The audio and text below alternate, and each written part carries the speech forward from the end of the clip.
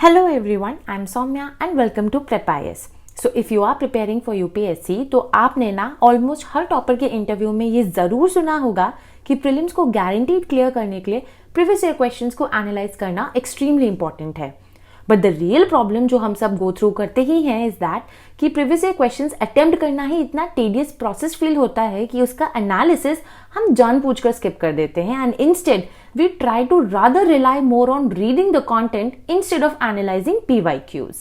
And this is the very step जहां अपने आप ही ना 90% competition cut down हो जाता है as majority of aspirants underestimate the power of PYQs जो मैं आपको अभी आगे दिखाऊंगी भी. See the thing is why I am emphasizing on PYQ analysis is because ये हमारे ना आराम से प्री में 20 से 25 मार्क्स डायरेक्टली इंक्रीज करा देगा only if we know how to analyze these PYQs correctly.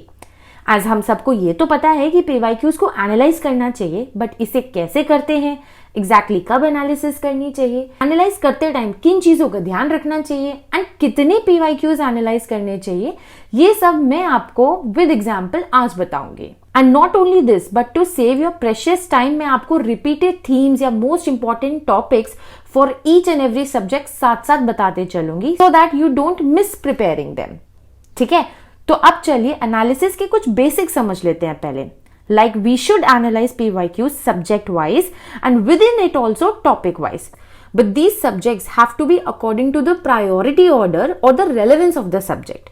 For example, मैंने आपको लास्ट 6 मंथ स्ट्रैटेजी वीडियो में भी प्रायोरिटी बताया था कि किन सब्जेक्ट्स को हमें पहले प्रिपेयर करना है. सो ऑब्वियसली उन्हीं सब्जेक्ट को हमें पहले एनालाइज भी करना होगा. So we will start with polity जहां से ऑन एन एवरेज हर साल 17 क्वेश्चंस आते ही हैं. देन इकोनॉमी जहां से अप्रोक्सीमेटली 21 क्वेश्चंस आपको एग्जाम में मिल जाएंगे. Then science and tech from where around 17 questions are expected. And after that comes environment, history, art and culture and last will be geography with 15 questions on an average per year. So we will be analyzing 2024 prelims paper according to this priority. Second is we should analyze only after reading standard books of the subject we are aiming to analyze. As तभी हमें in depth proper समझ आएगा कि UPSC exactly किस area से question पूछ रहा है and किस type के question पूछ रहा है like conceptual, application based or terminologies etc. And on this basis, the third thing to keep in mind is focus on the language of the questions, like some extreme words जैसे कि claim, not, cannot, probable words जैसे कि may, can, maybe, some, because it will help you to make intelligent guess even in questions जहाँ हमें कुछ भी ना पता हो. See, with intelligent guess, we can achieve around 10 to 15 marks in prelims exam easily. So this is important. इसे कैसे करते हैं वो मैं 2024 PYQs में आपको साथ साथ समझाते चलूंगी. ठीक है, एंड द लास्ट थिंग कि कितने प्रीवियस ईयर क्वेश्चंस एनालाइज करने हैं. So I suggest do minimum 10 years and maximum 20 years analysis as UPSC repeats question directly or framed questions from previous years options or statements. See, the aim of this analysis is to know what are the important topics or the repetitive themes जो हमें prepare करनी है. Are there any questions जो UPSC directly repeat कर देता है time to time, or whether UPSC frame questions from previous year questions, options or statements, and what language UPSC uses in questions which can help to do intelligent guesswork.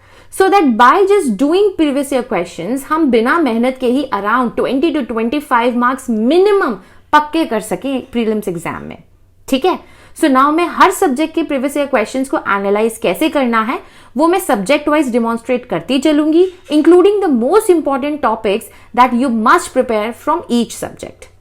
Okay, so चलिए first let's start with polity. देखो 2024 के prelims paper में polity में delimitation commission के ऊपर ये question पूछा हुआ था that how many delimitation commissions have been constituted by government of India till दिसंबर 2023.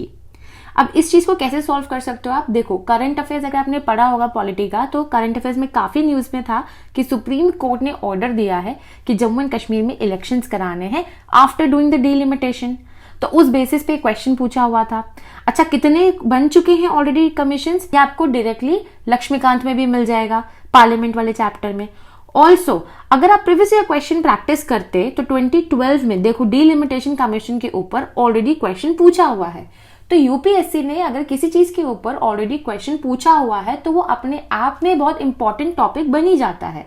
इसीलिए अगर आपने यहाँ पे डिलिमिटेशन कमीशन पीवाईक्यू करते हुए पूरा पढ़ा होता उसके बारे में अच्छे से, तो आप आराम से ये बहुत इजी क्वेश्चन अटेम्प्ट कर सकते थे। ठीक है, ना सीधे नेक्स्ट क्वेश्चन। अब नेक्स्ट क्वेश्चन में 71st अमेंडमेंट एक्ट 1992 के ऊपर क्वेश्चन पूछा हुआ है कि इस अमेंडमेंट ने 8th शेड्यूल के अंदर कौन सी लैंग्वेजेस को ऐड किया था।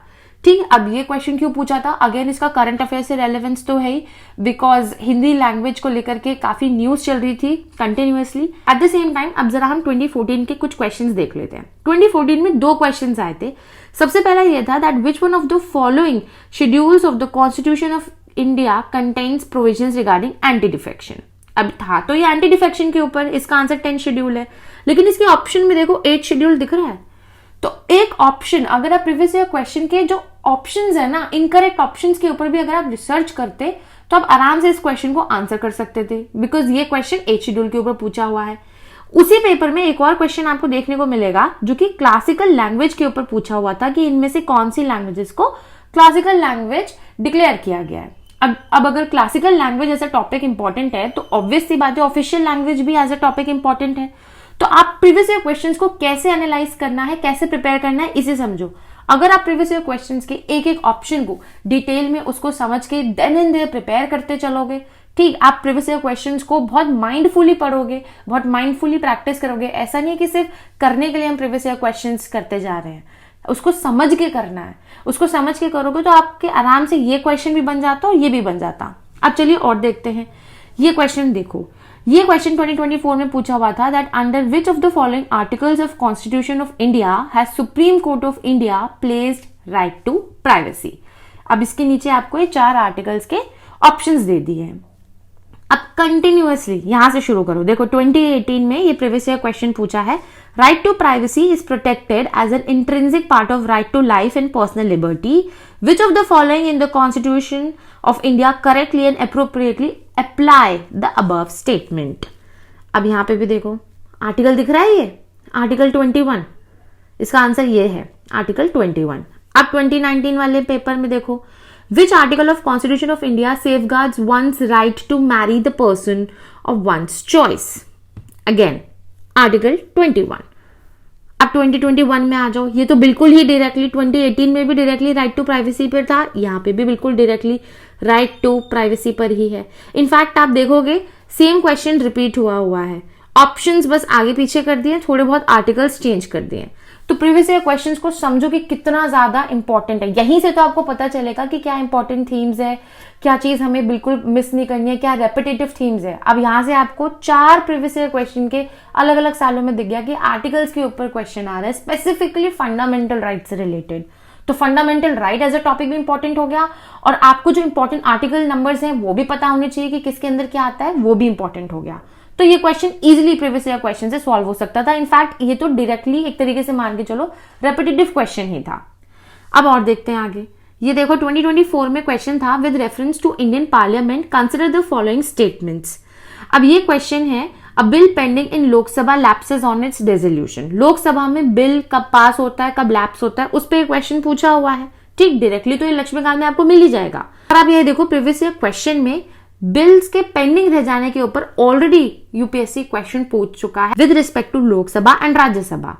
तो क्या ये टॉपिक इंपॉर्टेंट नहीं है कि आपको ये टॉपिक प्रिपेयर करना चाहिए? अगर आप इस टॉपिक को प्रिपेयर करके चलते, सपोज करो आपने नहीं पढ़ा लक्ष्मीकांत, या आपने पढ़ा भी है बट आपको ध्यान नहीं है, लेकिन आपने प्रीवियस ईयर क्वेश्चन तो प्रैक्टिस अगर किए रहते, तो आप इस क्वेश्चन पे रिसर्च करते, पढ़ते, इसके सोल्यूशन को समझते, आप आराम से ये वाला क्वेश्चन 2024 का आंसर कर सकते हो उसी के ऊपर।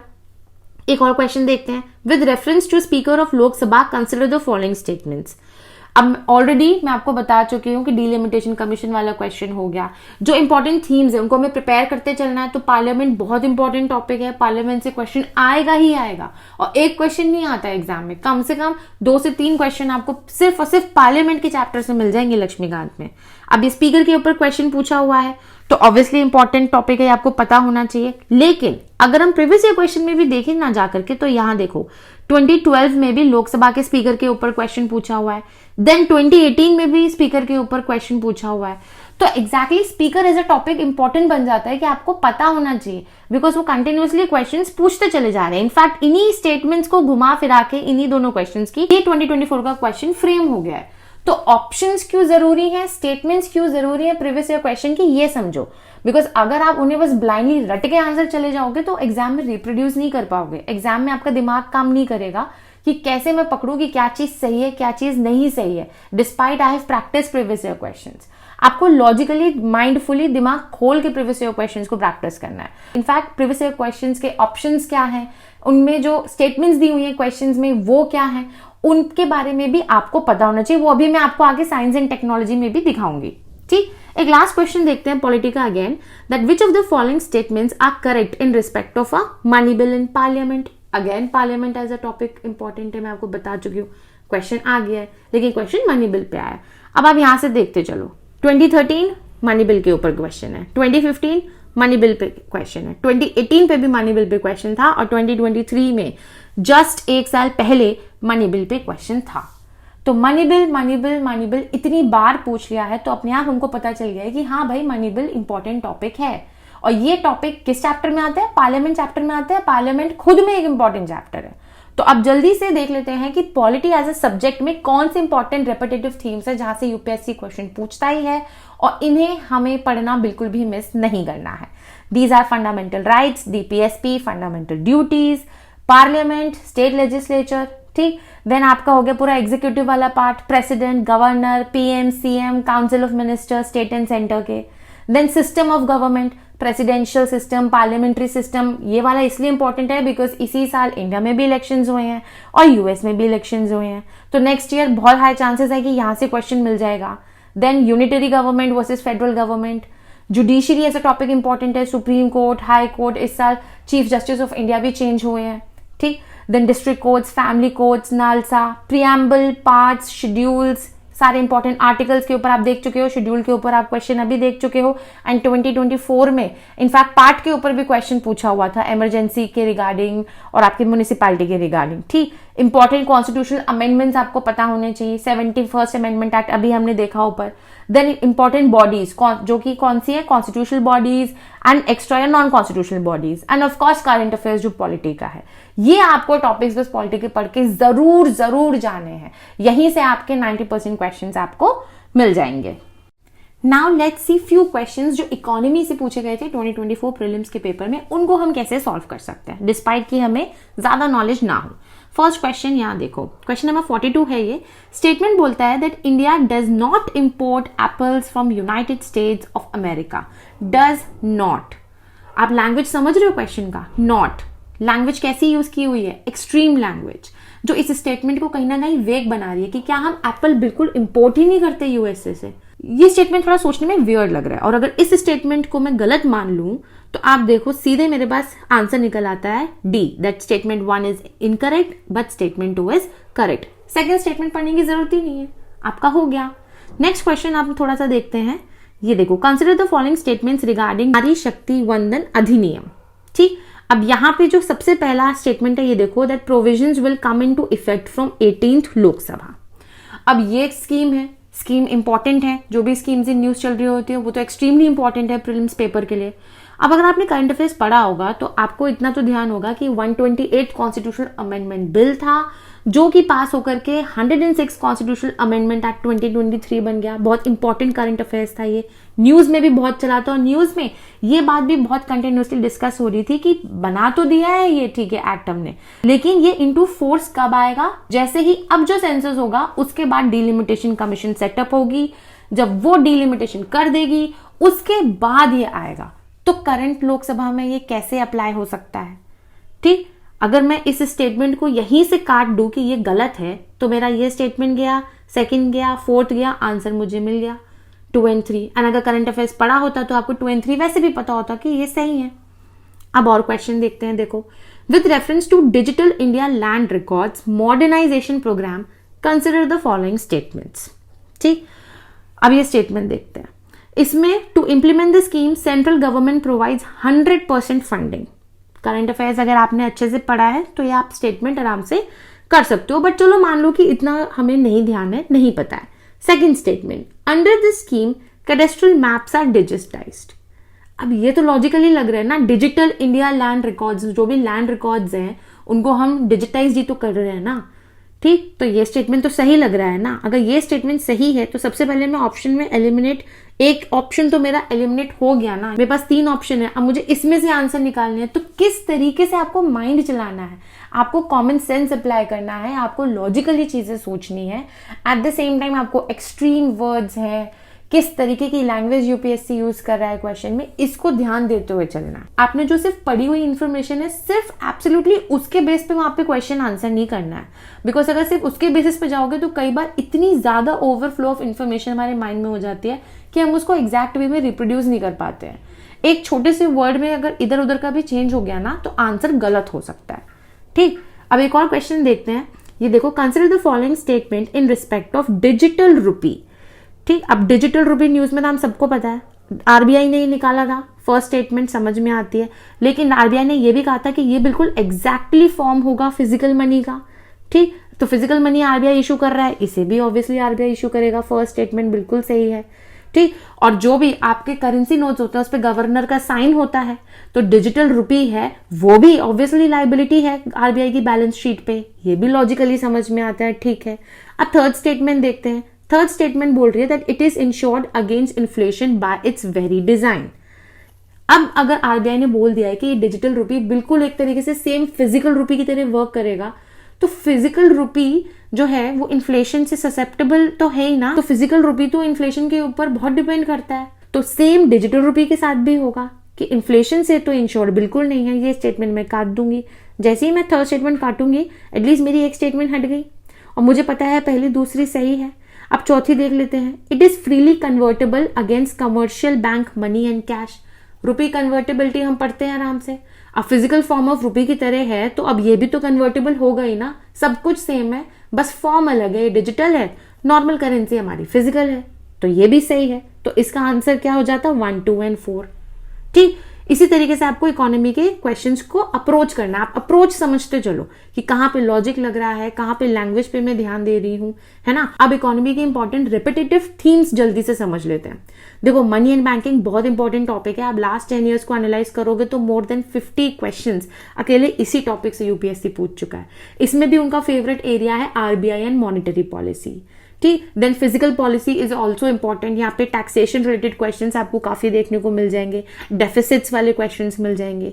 External sector and currency management हो गया, आपका बीओपी हो गया, current account deficit, rupee convertibility, जितने भी मैक्रो इकोनॉमिक कॉन्सेप्ट्स हैं, जीडीपी, नेशनल इनकम वगैरह, पॉवर्टी एंड अनएम्प्लॉयमेंट, या important international organisations, IMF, world bank, WTO, Asian development bank, NDB, united Nations.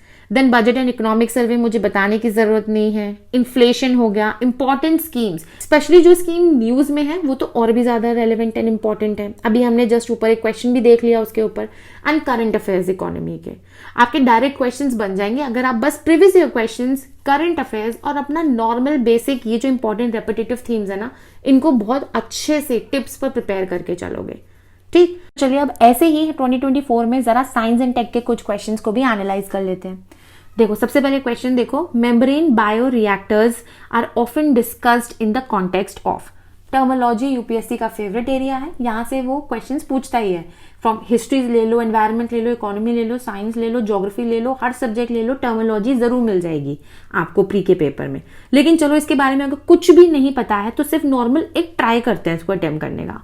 Membrane यहाँ पे मेंशन्ड है। मेम्ब्रेन का मतलब क्या है कि ये एक बैरियर की तरह एक्ट करता है for few things and allow करता है पास करने को few other things.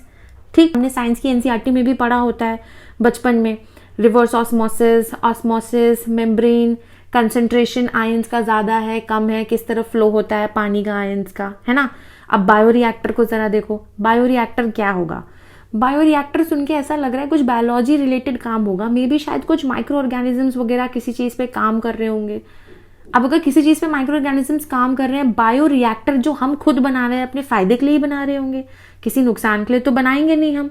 Membrane bioreactor, अगर मैं दोनों वर्ड्स को कंबाइन कर दूं, इसका मतलब कि कुछ माइक्रो ऑर्गेनिज्म टाइप की जो भी चीज है वो हेल्प कर रही होगी कोई चीज सॉल्व करने में, कोई चीज ट्रीट ही कर रही होगी। अब यहाँ ऑप्शन में अगर मैं देखूं, अगर कोई चीज ट्रीट ही कर रही होगी तो कोई खराब चीज कोई तो हम ट्रीट करेंगे ना। वेस्ट वाटर ट्रीटमेंट टेक्नोलॉजीज, इस तरीके से आपको इस क्वेश्चन को अप्रोच करना था और आपको आंसर मिल जाता। ये होता है इंटेलिजेंट गेस वर्क, कि हम किस तरीके से समझ रहे हैं, किस तरीके से एक ओपन माइंड से क्वेश्चन को अटेम्प्ट करने का कोशिश कर रहे हैं, क्योंकि वहां पे बहुत प्रेशर होता है, लिमिटेड टाइम होता है, उसी में आपको क्वेश्चन अटेम्प्ट करना है। लेकिन प्रीवियस ईयर क्वेश्चंस को ही प्रैक्टिस कर करके आपका एक एक टेम्पो बनेगा कि आप लिमिटेड टाइम में भी अपना दिमाग खुला रखकर क्वेश्चंस अटेम्प्ट कर सको। नेक्स्ट क्वेश्चन देखते हैं। Recently the term pumped storage hydropower is actually and appropriately discussed in the context of which of the following। अब नीचे 4 ऑप्शन दिए हैं, मुझे कुछ पता नहीं है, हम दोबारा से इसमें सिर्फ लॉजिक एनालाइज करेंगे। पम्प्ड स्टोरेज हाइड्रो पावर, सबसे पहले हाइड्रो पावर मुझे पता है इलेक्ट्रिसिटी जनरेट करने के लिए होता है, it is related to energy. अब पम्प्ड स्टोरेज हाइड्रो पावर यानी कि पानी होगा, हाइड्रो है पानी, ठीक है, पंप, इसको हम एक हाइट तक लिफ्ट करा रहे हैं, स्टोर कर रहे हैं, फिर हम इसको शायद नीचे रिलीज कर रहे होंगे, तभी तो हाइड्रो पावर वर्क करेगा ना, यानी कि इलेक्ट्रिसिटी जनरेट कर रही हूं ना मैं, यानी कि एनर्जी बना रही हूं ना। तो बेसिकली एनर्जी रिलेटेड अब क्या यहाँ पे ऑप्शंस हैं, ना तो ये ना तो ये ना तो ये था आंसर इसका C, long duration energy storage. ठीक, एक और क्वेश्चन चलो देखते हैं। Which of the following is the exhaust pipe emission from fuel cell electric vehicles powered by hydrogen. अब मैंने आपको ऑलरेडी बताया हुआ है कि प्रीवियस ईयर क्वेश्चंस के जो भी ऑप्शंस हैं या जो भी स्टेटमेंट्स हैं वो बहुत जरूरी हैं। अब अगर आप ये 2012 का क्वेश्चन उठा के देखोगे, यहाँ पे पूछा हुआ था with reference to fuel cells in which hydrogen rich fuel and oxygen are used to generate electricity, कौन सी स्टेटमेंट सही है? और यहाँ पे सिर्फ फर्स्ट स्टेटमेंट सही थी कि if pure hydrogen is used as a fuel then fuel cell emit heat and water as by products. Heat and water यानी अगर हाइड्रोजन वाला फ्यूल सेल मैं यूज कर रही हूं तो वो क्या एमिशन करेगा, एमिशन में मुझे हीट मिलेगा और वाटर मिलेगा। तो यहाँ पे वही सेम स्टेटमेंट को ही घुमा के क्वेश्चन डायरेक्ट पूछ लिया, एक पूरा क्वेश्चन ही दे दिया, बिल्कुल सिंपल, फ्री के 2 मार्क्स। इसका आंसर आराम से यहाँ पे वाटर वेपर मार्क करना था। ठीक है, ऐसे एक और क्वेश्चन देख लेते हैं। In which of the following are hydrogels used? Hydrogels, अब मुझे पता ही नहीं कि ये क्या है, लेकिन जेल का मतलब मुझे समझ में आता है, हाइड्रो का मतलब मुझे समझ में आता है कि पानी, वाटर, हाइड्रोजेल। अब जरा मैं ऑप्शन देखती हूँ, पानी वाला जेल है ये। ठीक, तो अगर मैं यहाँ पे थर्ड स्टेटमेंट देखूं, प्रिपरेशन ऑफ इंडस्ट्रियल लुब्रिकेंट्स, तो ये तो सही लग रहा है, लुब्रिकेंट तो हो सकता है, पानी वाला जेल है, वर्क करेगा एज अ लुब्रिकेंट। ठीक, अब कहाँ पे इसका यूज हो सकता है, क्वेश्चन ये पूछा हुआ है, mobile air conditioning systems controlled drug delivery in patients, कहाँ पे हो सकता है? साइंस एंड टेक्नोलॉजी में हमेशा ध्यान रखना, अगर इस टाइप के क्वेश्चन आ रहे हैं कि कहाँ पे एक पर्टिकुलर टेक्नोलॉजी का यूज किया जा सकता है, तो ज्यादातर उसका answer all of the above होता है। क्यों? क्योंकि because may be at that moment उस पॉइंट पे तो डिस्कवरी नहीं हुई, बट लेकिन आगे फ्यूचर में तो हो सकती है ना, एक पॉसिबिलिटी तो है ना कि बिल्कुल यूज कर सकते हैं, टेक्नोलॉजी है, कब इनोवेशन आ जाए किसी को पता नहीं है। अगर इस तरीके से मैं इस क्वेश्चन को अप्रोच करूंगी तो मुझे इसका करेक्ट आंसर मिल जाएगा 1, 2 and 3, all of the above. तो इस तरीके से आपको साइंस एंड टेक्नोलॉजी के, स्पेसिफिकली साइंस एंड टेक्नोलॉजी के क्वेश्चंस को ध्यान रखना है, बिकॉज ये मैं यहाँ पे आपको 2024 के एग्जांपल बता रही हूँ। कई सारे क्वेश्चंस जब आप प्रीवियस ईयर क्वेश्चन अटेम्प्ट करोगे आपको मिलेंगे जहां पे टेक्नोलॉजी दी हुई है, अब उस टेक्नोलॉजी से रिलेटेड वो पूछते हैं कि कहाँ पे इसका यूज होता है या कहाँ पे इसका यूज किया जा सकता है। उस केस में answer all of the above होगा, 90% यही होने वाला है। ठीक, तो अब साइंस एंड टेक्नोलॉजी के जल्दी से इंपॉर्टेंट रेपिटेटिव टॉपिक्स या इंपॉर्टेंट थीम समझ लेते हैं। बायोटेक्नोलॉजी उनका फेवरेट सेक्शन है, यहाँ पे जेनेटिक्स हो गया, जीन टेक्नोलॉजी में gene editing, vaccines related questions आपको बहुत मिलेंगे। स्पेस सेक्टर में mission, satellites, theories like black hole, stars, comets, celestial body से रिलेटेड क्वेश्चंस मिल जाएंगे। रॉकेट किस टाइप के होते हैं एंड स्पेसिफिकली रॉकेट में जो इंजन यूज होते हैं, क्रायोजेनिक, जेट प्रोपल्शन, यहां से क्वेश्चन मिलेंगे। कम्युनिकेशन अगेन एक वेरी इंपॉर्टेंट टॉपिक है, यहाँ पे radio waves, microwaves, Li-Fi, wifi, mobile technology, 1st generation till 5th 6th generation, यहाँ पे क्वेश्चंस मिलेंगे। एनर्जी बहुत इंपॉर्टेंट एरिया है, यहाँ से क्वेश्चन मिलेंगे। अभी हमने देखा भी बहुत बेसिक सा क्वेश्चन जिसके बारे में कुछ भी नहीं पता है उसको हम कैसे अटेम्प्ट कर सकते थे। Then coming to fuels, fuels एक बहुत इंपॉर्टेंट एरिया है, यहाँ पे बायोफ्यूल्स, फॉसिल फ्यूल्स, इसको प्रिपेयर करना है। बैटरी में लिथियम आयन, सोलर, हाइड्रोजन, कोई भी नई चीज आ रही है उसे प्रिपेयर करना। डिजीजेस अपने आप में इंपॉर्टेंट टॉपिक है, बताने की जरूरत नहीं है। एंड करंट अफेयर्स तो मिस करना ही नहीं है। इस तरीके से आप साइंस एंड टेक्नोलॉजी प्रिपेयर करोगे और इस तरीके से उसके क्वेश्चंस को एनालाइज करोगे। ठीक, तो अब चलते हैं नेक्स्ट सब्जेक्ट पे, एनवायरमेंट। एनवायरमेंट में ये 2024 का क्वेश्चन देखो, according to environmental protection agency which one of the following is the largest source of sulphur dioxide emissions, यानी कि इनमें से ऑप्शंस जो दिए हैं कौन सा सल्फर डाइऑक्साइड के एमिशंस का सबसे लार्जेस्ट सोर्स है। ठीक, अब जरा प्रीवियस क्वेश्चन देखो, ये 2011 का क्वेश्चन है। अब यहां पे पढ़ो, which of the above are emissions from coal combustion at thermal power plant, यानी कि थर्मल पावर प्लांट से इनमें से कौन से एमिशंस होते हैं। अब इसमें दिख रहा है ऑक्साइड्स ऑफ सल्फर, वैसे इसका answer all of the above था। तो अगर हम 2011 में ये वाला क्वेश्चन ठीक से प्रैक्टिस किए रहते तो सीधे डायरेक्ट इसी के ऑप्शन से ये क्वेश्चन पूरा बना दिया है 2024 में, और यहाँ पे 2 मार्क्स आराम से मिल जाते हैं। ठीक, अब थोड़े से और भी क्वेश्चंस देख लेते हैं। ये देखो 2016 का क्वेश्चन, 2016 में पूछा था कि इनमें से कौन सी जो एटमॉस्फेरिक गैसेस हैं इनका यूज किया जाता है इन calculating the value of air quality index. अब यहाँ पे एक ऑप्शन देखो सल्फर डाइऑक्साइड दिया है। अब ये एक और क्वेश्चन देखो, प्रीवियस ईयर क्वेश्चन का है एसिड रेन के ऊपर। ये क्वेश्चन आई थिंक 2012 या 2013 का क्वेश्चन है। अब इनमें से किसकी वजह से एसिड रेन होती है, इसमें एक ऑप्शन दिख रहा है सल्फर डाइऑक्साइड। यानी कि यूपीएससी क्या कर रहा है, जो भी ऑप्शंस हैं ठीक है वहीं से क्वेश्चंस बना करके पूछ ले रहा है इजीली। अब चलो आगे देखते हैं एक और क्वेश्चन, कंसिडर द फॉलोइंग। इसमें पूछा है how many of the above trees are native to India, cashew, papaya या रेड सैंडर्स। अब प्रीवियस ईयर क्वेश्चन 2016 में देखो, यहाँ पे रेड सैंडर्स को लेकर के ऑलरेडी यूपीएससी क्वेश्चन पूछ चुका है, यानी कि ये अपने आप में इंपॉर्टेंट टॉपिक बन जाता है। अगर हम इस क्वेश्चन को करते तो हमें इतना तो क्लियर हो जाता कि रेड सैंडर्स हाँ ये नेटिव है इंडिया के। जैसे ही हमें ये पता चल जाता तो एटलीस्ट ये ऑप्शन तो निकल जाता, एक ऑप्शन एलिमिनेटेड। अब कैश्यू के बारे में हमने पढ़ा है कि ये पोर्तुगीज ने इंडिया में इंट्रोड्यूस किया था, यानी ये इंडिया में नेटिव नहीं है। अगर ये नेटिव नहीं है तो इसका मतलब क्या हुआ कि या तो आंसर ओनली 1 होगा या आंसर ओनली 2 होगा। एटलीस्ट हमने 50-50 तो क्वेश्चन को ब्रेक कर पाया है ना। अब और क्वेश्चन देखते हैं अगला, ये देखो which one of the following shows a unique relationship with an insect that has co-evolved with it and that is the only insect that pollinate this tree। इसका आंसर फिग था। अब ये डायरेक्टली हम एनसीईआरटी स्किप कर देते हैं पढ़ना, but लेकिन देखो क्लास 12th की बायोलॉजी वाली एनसीईआरटी जो मैंने आपको लास्ट 6 मंथ स्ट्रैटेजी वाली वीडियो में भी बताया था कि पढ़नी है, कौन से यूनिट्स उसके पढ़ने हैं, उसमें जो इकोलॉजी यूनिट मैंने आपको तब बताया था वहां पे पेज नंबर 202 पे ये क्वेश्चन दिया हुआ है। आप वहीं से डायरेक्टली इस इन्फॉर्मेशन को यूज करके क्वेश्चन सॉल्व कर सकते थे।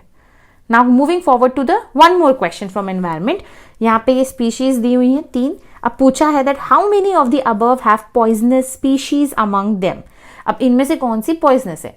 जैसे साइंस एंड टेक के लिए मैंने आपको बताया था कि जहां पे भी पॉसिबिलिटी वाले क्वेश्चंस होते हैं वहां पे ज्यादातर answer all of the above होता है। वही लॉजिक यहाँ पे भी थोड़ा सा अप्लाई करके देखते हैं। एज ह्यूमंस हमने अभी तक सिर्फ not more than 2 to 3% of entire species जो यहाँ पे हमारे वर्ल्ड में है उन्हें रिकॉर्ड कर पाया है।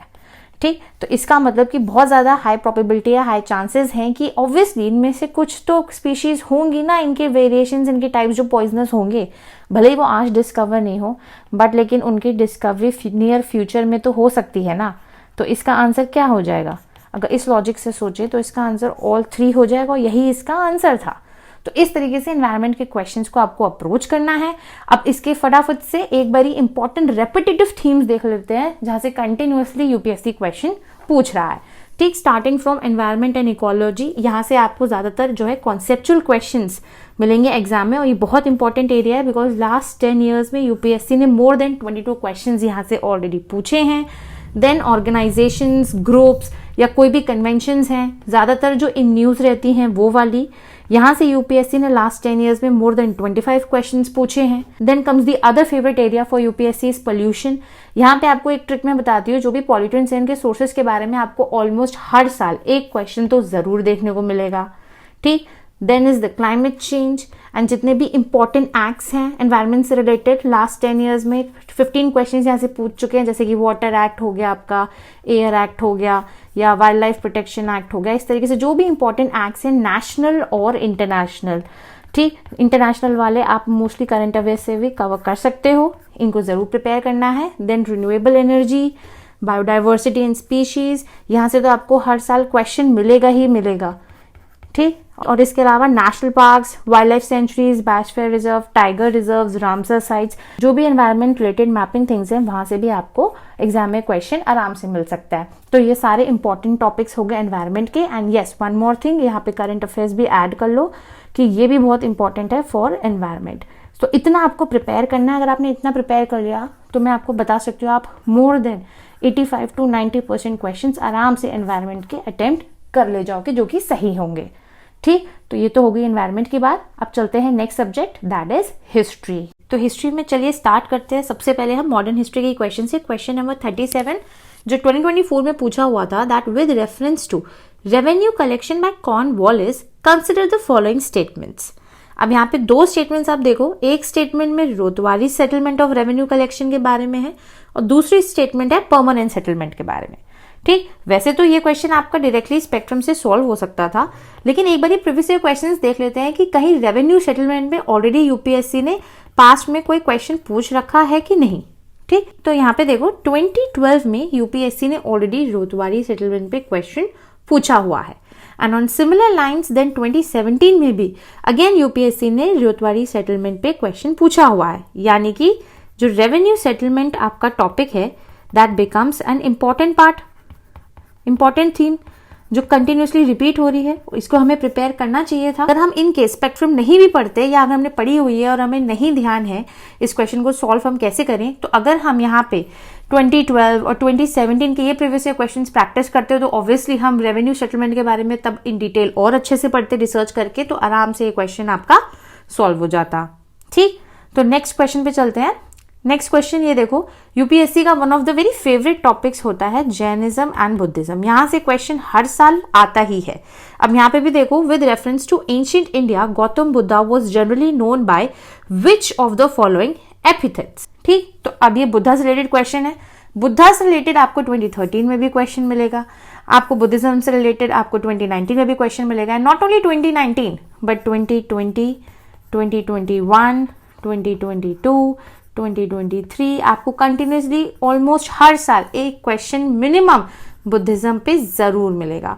तो इससे समझ में आता है कि बुद्धिज्म को एज ए कंप्लीट टॉपिक हमें प्रिपेयर करना बहुत बहुत बहुत ज्यादा जरूरी है। ठीक, और क्वेश्चंस देखते हैं जरा। अब आ जाओ इस पे। नेक्स्ट क्वेश्चन है that who of the following rulers of medieval India gave permission to Portuguese to build a fort at Bhatkal. ठीक, अब इसका आंसर है कृष्णदेवराया। ये भी आपका डायरेक्टली स्पेक्ट्रम से सॉल्व हो सकता था कि 1510 में पोर्तुगीज गवर्नर थे, उन्होंने परमिशन मांगी थी भटकल में पोर्ट बनाने के लिए और इन्होंने दी थी। Krishnadevaraya is from Vijayanagar empire, right. अब जरा हम देखते हैं कि यूपीएससी का विजयनगर एम्पायर से कितना ऑब्सेशन है कि वो क्वेश्चंस यहाँ से पूछता ही है, पर्टिकुलरली इस डायनेस्टी से। स्टार्टिंग फ्रॉम 2016 में मैंने यहाँ से उठाया है, यहाँ देखो विजयनगर के ऊपर क्वेश्चन पूछा हुआ है। देन 2021 में अगेन विजयनगर एम्पायर से क्वेश्चन पूछा हुआ है। देन 2023 में भी विजयनगर एम्पायर से यूपीएससी ने क्वेश्चन पूछा हुआ है।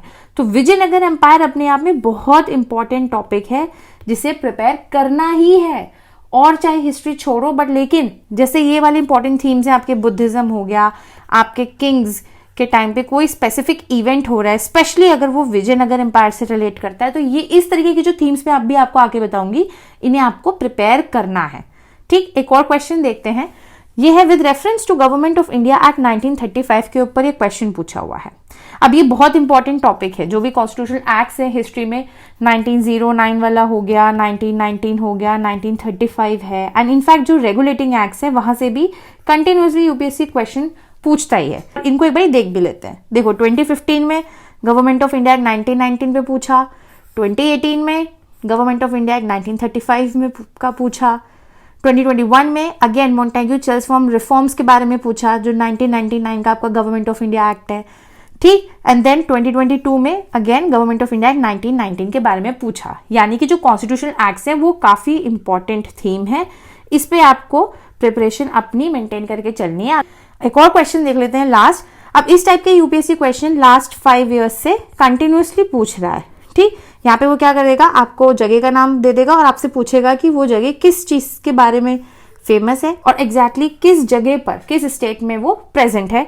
इस तरीके के क्वेश्चन आपको हिस्ट्री से मिल ही जाएंगे। लास्ट 5 ईयर से यूपीएससी ने थीम पकड़ रखी है, इसको समझना हमारी रिस्पॉन्सिबिलिटी है। जो भी हिंट्स यूपीएससी छोड़ रहा है हमारे लिए नेक्स्ट ईयर की प्रिपरेशन के लिए, वो हमें समझ में आना चाहिए।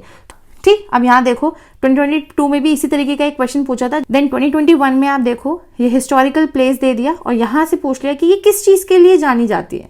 ठीक, अब यहाँ पे देखो दिख रहा है रॉक कट श्राइन्स, एक ऑप्शन में है ना रॉक कट श्राइन्स। अब यहाँ देखो 2024 में रॉक कट केव श्राइन्स, यानी कि ये टॉपिक इंपॉर्टेंट था। अगर rock cut shrines as a option भी हम प्रिपेयर करते तो हमें ये पता होता। अब एक और देखो 2020 में भी इसी तरीके का क्वेश्चन पूछा हुआ है। जो कहने का मतलब है ये एक नई थीम है जो पिछले लास्ट 5 ईयर से यूपीएससी पूछ रहा है, so do focus on it. Okay, तो चलिए अब देख लेते हैं कि हिस्ट्री में हर एरिया से, चाहे एंशियंट हो, मेडिवल हो, मॉडर्न हो या आर्ट एंड कल्चर हो, कौन से इंपॉर्टेंट टॉपिक्स हैं, मोस्ट इंपॉर्टेंट टॉपिक्स, या कौन सी ऐसी थीम्स है जहां से हर साल ऑलमोस्ट आपको क्वेश्चन मिलेगा ही मिलेगा, और उन्हें प्रिपेयर करते ही आप अपने इस एरिया से आने वाले क्वेश्चंस, बिकॉज इस एरिया को बहुत ही अनप्रिडिक्टेबल माना जाता है कि पता नहीं क्वेश्चन बनेगा कि नहीं बनेगा। अरे बनेगा, क्योंकि आप अपना दिमाग सिर्फ सोर्सेज पे लगा रहे हो, इसलिए आपको लगता है कि क्वेश्चन नहीं बनेगा।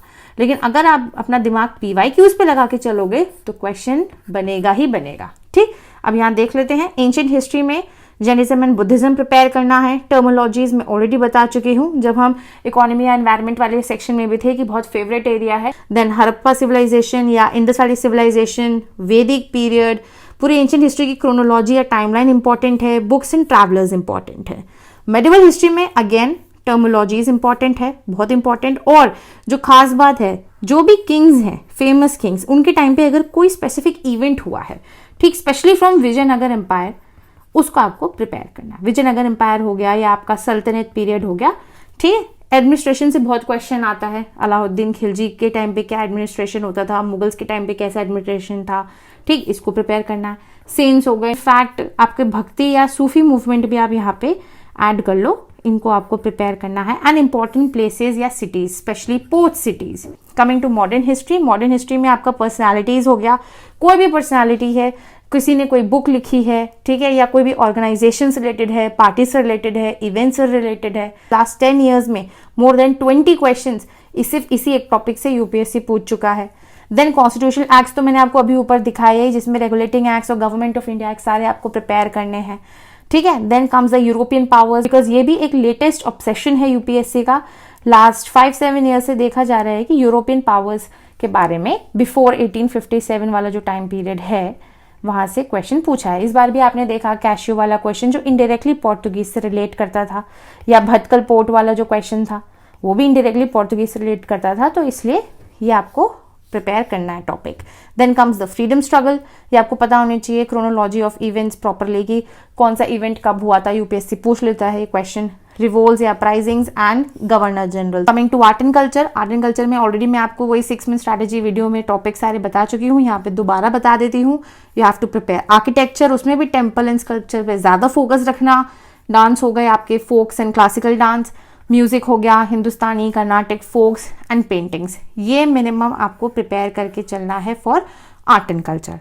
ठीक, तो हिस्ट्री से आपको क्लियर हो गया होगा कि कौन से इंपॉर्टेंट थीम्स या टॉपिक्स से प्रिपेयर करने हैं। अब चलते हैं लास्ट टॉपिक पे, दैट इज ज्योग्राफी। तो ज्योग्राफी में यहाँ हम समझेंगे कि जो भी मोस्ट इंपॉर्टेंट टॉपिक्स हैं सिर्फ वहीं से सारे के सारे 100% क्वेश्चंस इस बार 2024 के प्री में पूछे गए थे। चलिए जल्दी से इन्हें एक एक करके देखते हैं। देखिए, फर्स्ट क्वेश्चन है, ये 2 स्टेटमेंट्स दी हुई हैं, इसमें atmosphere is heated more by incoming solar radiation than by terrestrial radiation. And second statement है कि carbon dioxide and other green house gases are good absorbers of long wave radiation. अब ये बिल्कुल सिंपल एनसीईआरटी का question है, ये आता है क्लाइमेटोलॉजी के अंडर। क्लाइमेटोलॉजी अभी मैं आपको इंपॉर्टेंट टॉपिक की लिस्ट में बताऊंगी कि बहुत ज्यादा इंपॉर्टेंट टॉपिक है। यूपीएससी यहाँ से हर साल कम से कम 2 से 3 क्वेश्चन तो पूछता ही है। तो एनसीईआरटी में भी क्लास 11 की जो फंडामेंटल्स ऑफ फिजिकल ज्योग्राफी वाली एनसीईआरटी है, उसमें अगर आप पेज नंबर 68 पे एग्जैक्टली पढ़ोगे तो आपको ये क्वेश्चन वहां से सॉल्व हो जाएगा। सिमिलरली ये देखो, ट्रोपोस्फेयर के ऊपर ये क्वेश्चन पूछा हुआ था। ठीक, अब ट्रोपोस्फेयर के ऊपर ये क्वेश्चन भी अगेन इसी एनसीईआरटी का ये क्वेश्चन है, क्लास 11th वाली फिजिकल ज्योग्राफी वाली एनसीईआरटी विद पेज नंबर 65। आप पढ़ते हैं इसी सेम चैप्टर से, इनफैक्ट क्वेश्चन दे दिया है। ठीक, फ्रॉम क्लाइमेटोलॉजी। नेक्स्ट क्वेश्चन देखते हैं, ये वेदरिंग के ऊपर क्वेश्चन था कि रेनफॉल का जो है वेदरिंग पे क्या इफेक्ट होता है। ये भी उसी सेम क्लास 11 की एक सिंगल बुक से देखो कितने क्वेश्चंस आ रहे हैं। फंडामेंटल्स ऑफ फिजिकल ज्योग्राफी वाली एनसीईआरटी पे पेज नंबर 40 अगर आप पढ़ोगे, जियोमॉर्फोलॉजी से क्वेश्चन पूछा हुआ था, आराम से ये क्वेश्चन आपका सॉल्व हो जाता। देन ये नेक्स्ट क्वेश्चन देखो, यहाँ पे पूछा गया है प्रोडक्ट्स ऑफ वोल्केनिक इरप्शंस। ये प्रीवियस ईयर क्वेश्चंस में आपको ये क्वेश्चन तो मिलेगा ही, एट द सेम टाइम ये भी जियोमॉर्फोलॉजी का क्वेश्चन है, अगेन उसी सेम क्लास 11th वाली फिजिकल ज्योग्राफी से पूछा हुआ था। पेज नंबर 23 एग्जैक्ट यहाँ पे आपको इसका डिटेल मिल जाएगा, आराम से क्वेश्चन बिल्कुल सही होता आपका। नेक्स्ट यहाँ पे चलते हैं, आइसोथर्मल मैप्स के ऊपर ये क्वेश्चन पूछा हुआ था, जनवरी के मंथ में किस तरीके से ये बिहेव करता है। अगेन वही सेम बुक पे पेज नंबर 71 में इसके बारे में बताया हुआ है, यहाँ से ये क्वेश्चन सॉल्व हो सकता है। Then again coming to Coriolis force, climatology मैंने आपको बताया कि बहुत ज्यादा इंपॉर्टेंट टॉपिक है यूपीएससी प्रीलिम्स के पर्सपेक्टिव से एंड इवन मेंस के पर्सपेक्टिव से भी। तो अगेन सेम एनसीईआरटी से देखो, एक ही एनसीईआरटी से कितने क्वेश्चंस आ रहे हैं। वहां पे पेज नंबर 78 पे आपको इसका सोर्स मिल जाएगा, वहां से एक क्वेश्चन पूछा हुआ था, वहां कोरियोलिस फोर्स को अच्छे से डिस्क्राइब किया है। देन वाटर वेपर के ऊपर ये क्वेश्चन था, अगेन दोबारा से क्लाइमेटोलॉजी वाले पार्ट से क्वेश्चन आया हुआ है, again same NCERT page number 64 अगर आप पढ़ते तो यहाँ से आपका क्वेश्चन ये सॉल्व हो जाता। ठीक, नेक्स्ट देखते हैं कुछ क्वेश्चंस। अब मैपिंग तो कुछ मेरे को बताने की जरूरत नहीं है कि कोई नई चीज है कि ज्योग्राफी में आपको पढ़नी चाहिए या नहीं पढ़नी चाहिए। मैपिंग भी आपको सिर्फ इंडिया की नहीं करनी है बल्कि वर्ल्ड की करनी है। ये मैंने करने का तरीका भी बताया था कि जब हमने लास्ट वीडियो में 6 मंथ स्ट्रैटेजी में डिस्कस किया था कि वहां पे जब भी आप मैपिंग करो ना, मैपिंग को आपको as a separate topic prepare नहीं करना है, बल्कि जब भी आप कोई भी एनसीईआरटी या कुछ भी इनफैक्ट न्यूज़पेपर हो या ज्योग्राफी रिलेटेड कुछ भी पढ़ रहे हो, अगर कोई भी ऐसी चीज है जिसे आप लोकेट कर सकते हो मैप पर, उसे जरूर करना है, मार्क करना है, देन एंड देयर देखना है। ठीक, अब यहाँ पे देखो मैपिंग का ये क्वेश्चन मैपिंग का था कि कौन सी इनमें से कंट्रीज नॉर्थ ईस्ट के साथ अपना बॉर्डर बनाती हैं। देन आप ये देखो वाटरफॉल, उनका रीजन, और ये वाटरफॉल किस रिवर पे है उसके बारे में क्वेश्चन था। अगेन सिंपल मैपिंग जो आपका हो जाता। देन यहाँ पे माउंटेन रेंजेस के नाम दिए गए हैं, किस रीजन में ये आते हैं और किस टाइप के ये माउंटेन है। तो अगर आप सिर्फ बेसिक मैपिंग प्रिपेयर करते, आराम से आपके सारे के सारे मैपिंग रिलेटेड क्वेश्चंस सही होते। अब ज्योग्राफी में इंपॉर्टेंट थीम्स देख लेते हैं कि कहाँ से क्वेश्चंस आ रहे हैं। जैसे आपने इसी पेपर में देखा कि सारे 100% क्वेश्चंस आपके आराम से सिर्फ एक बुक और मैपिंग से बन जाते। ठीक, इसमें भी लेकिन देख लेते हैं कि कौन से इंपॉर्टेंट टॉपिक्स हैं जो ज्योग्राफी एज अ सब्जेक्ट में हमको बिल्कुल भी मिस नहीं करने। सबसे पहला तो फिजिकल ज्योग्राफी में भी जो मोस्ट इंपॉर्टेंट है दैट इज क्लाइमेटोलॉजी। आपने अभी देख भी लिया होगा कि कितने क्वेश्चंस आए लास्ट 10 ईयर्स में। अगर मैं 2024 को इंक्लूड ना करूं तब यूपीएससी ने 17 क्वेश्चंस पूछे। अगर मैं इसको भी इंक्लूड कर दूंगी तो मुझे लगता है कि ये फिगर आराम से 25 अराउंड टच हो जाएगी। देन वेजिटेशन वाला टॉपिक इंपॉर्टेंट है, ओशियानोग्राफी वाला टॉपिक इंपॉर्टेंट है। यहाँ पे आपका ओशन करंट्स हो गया, टाइड्स हो गया, इनके बारे में आप पढ़ते हो। ठीक, एक ही एनसीईआरटी आपको पढ़नी है क्लास 11 की, वहीं से ये पूरा प्रिपेयर हो जाएगा। देन आपको मैपिंग प्रिपेयर करना है बिकॉज हर साल आपको नियर अबाउट 3 से 4 क्वेश्चन मैपिंग के बिल्कुल मिलेंगे। अब इसमें वर्ल्ड मैपिंग, इंडिया मैपिंग सबको पता होता है, प्लेसेस इन न्यूज भी नई चीज नहीं है। ये तीनों आपको प्रिपेयर करनी है। ट्रिक मैंने ऑलरेडी बता दी है कि जब भी कुछ पढ़ो उसे लोकेट करो, और जब भी कोई एक चीज को लोकेट कर रहे हो ना तो उसके थोड़ा सा आजू बाजू का एरिया भी देख लिया करो, क्योंकि जरूरी नहीं है कि यूपीएससी एग्जैक्टली वही पूछेगा, हो सकता है उसके आसपास का भी कुछ वो पूछ ले। ठीक, देन इंडियन फिजिकल ज्योग्राफी में आपको क्या पढ़ना है, ये भी बहुत इंपॉर्टेंट है, पूरा ही प्रिपेयर करना है। लेकिन जो मोस्ट इंपॉर्टेंट इसमें है रिवर्स से आपको क्वेश्चन मिलेगा ही मिलेगा। हर साल आपको कम से कम 2 से 3 क्वेश्चन रिवर्स पे ही इकलौते मिल जाएंगे। ठीक, then vegetation is very important and lakes and mountains are very important. Coming to economic geography, because कभी कभी ज्योग्राफी में यूपीएससी खेल जाता है, तो इकोनॉमिक ज्योग्राफी में 2 इंपॉर्टेंट टॉपिक्स हैं जिसको आपको बहुत फोकस करना है, दैट इज एग्रीकल्चर। इसमें भी एमएसपी हो गया, क्रॉप हो गया, या किसी भी कमोडिटी के एक्सपोर्ट इंपोर्ट के बारे में हो गया, उसके बारे में आपको प्रिपेयर करना है। And the second topic is resources. Energy में भी आपका रिन्यूएबल रिसोर्सेज प्रिपेयर करना है, मिनरल्स प्रिपेयर करने, एंड फॉरेस्ट में आपके मेजर एंड माइनर रिसोर्सेज। तो ये सारे ज्योग्राफी के बेसिक टॉपिक्स हो गए जो मैंने आपको बता दिए, जहां से रिपीटेटिवली यूपीएससी क्वेश्चन पूछता ही है। तो आई होप इससे आपको समझ में आ गया होगा कि कैसे हमें एनालाइज करना चाहिए प्रीवियस ईयर क्वेश्चंस को, क्या अप्रोच रखनी चाहिए, इनफैक्ट उसके ऑप्शंस हो, स्टेटमेंट्स हो, उनको ध्यान देना है, क्या लैंग्वेज है क्वेश्चन की, उनको ध्यान देना है। कॉन्सेप्चुअल क्वेश्चन आप देखो, ज्योग्राफी में हो या इकोनॉमी में हो, किस टाइप के क्वेश्चन आ रहे हैं। कॉन्सेप्चुअल क्वेश्चंस भी पूछ रहे हैं, एनालिटिकल भी पूछ रहे हैं, सिंपल लॉजिक वाले साइंस एंड टेक्नोलॉजी से भी आ रहे हैं। तो आपको एग्जैक्टली आइडिया लग गया होगा कि कैसे एनालाइज करते हैं। फिर भी अगर आपको कोई भी डाउट हो तो you can let me know in the comments below. मैं बहुत जल्द मिलूंगी आपसे नेक्स्ट वीडियो में।